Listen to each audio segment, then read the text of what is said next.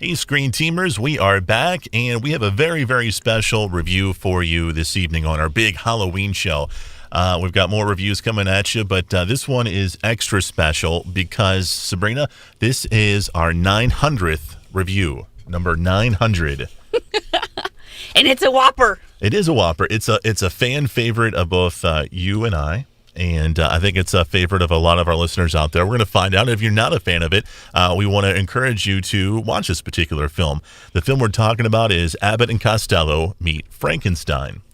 And this is a film that obviously is a black and white film. It's an old classic film. It's a Universal monster movie. Yeah, it's got like all the monsters in it. Yeah, Universal was big with doing Dracula movies with Bela Lugosi and Frankenstein movies with Boris Karloff and werewolf movies and mummy movies. The monster movies. So, like most Hollywood executives are like, how can we add on to this? Capitalize on this one more way. Exactly. And they did. They're like, we got Abbott and Costello here. Let's have them meet up with some monster villains. Some of the favorites. And they were very popular, and they were the best. These guys were the icons of the industry for these monsters. I mean, when you say Frankenstein, Dracula, the Mummy, Wolfman, those four names are equally as impressive as the actors that made them famous. I mean, they're just characters.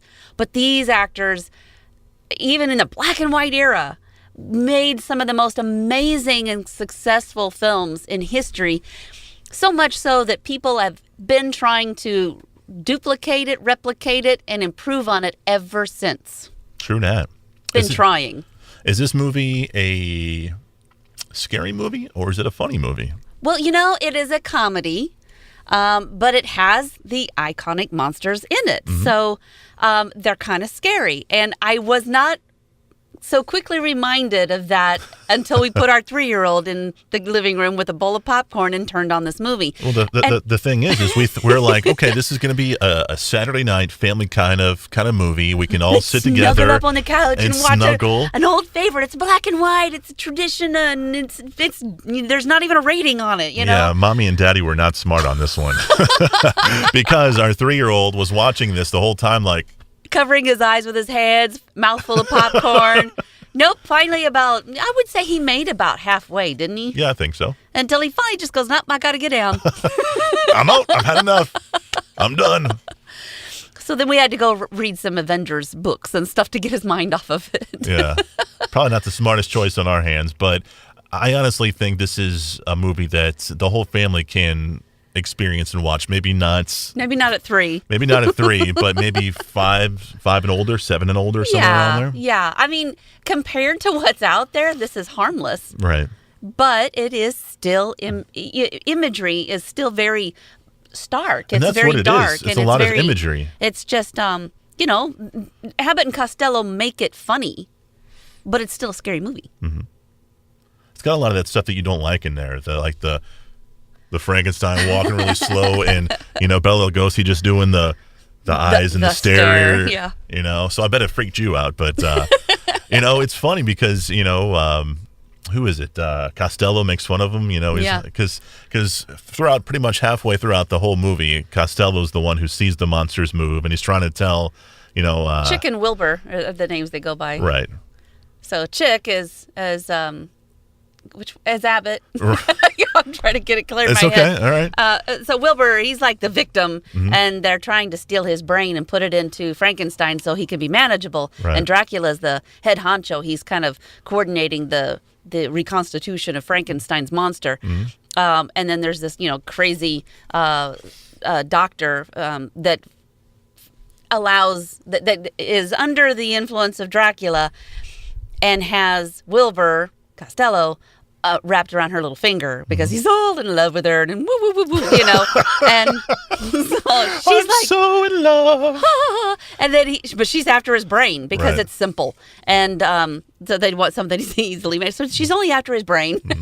Well. And then Chick, who is Abbott, is completely oblivious. He's like, I don't see any monsters. I think you're making it all up. Everything happens when he's looking away. And so it's typical Abbott and Costello slapstick comedy.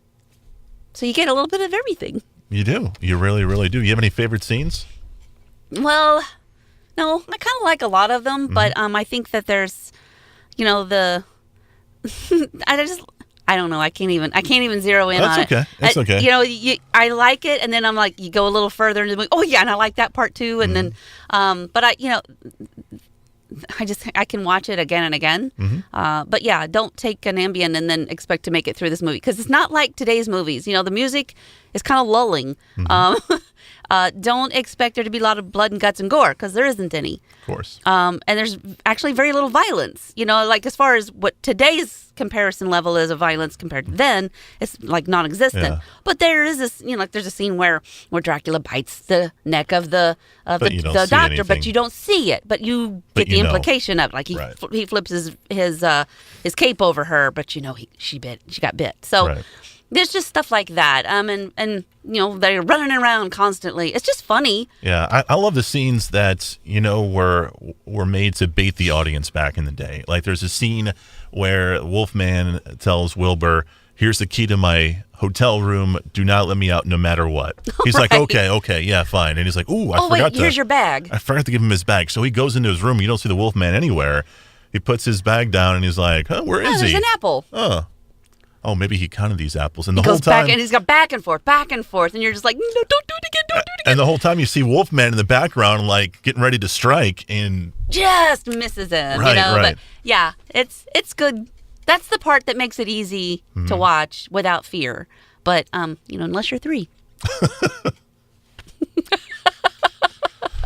I love the scene where they have, like, the typical Abbott and Costello type of, routine, chick is upset because Wilbur has all the girls, Oh, right, yeah. And he's like, I thought we were friends. He's like, oh, I'm friend. And he's like, oh, if you had an apple, I'd give you an apple.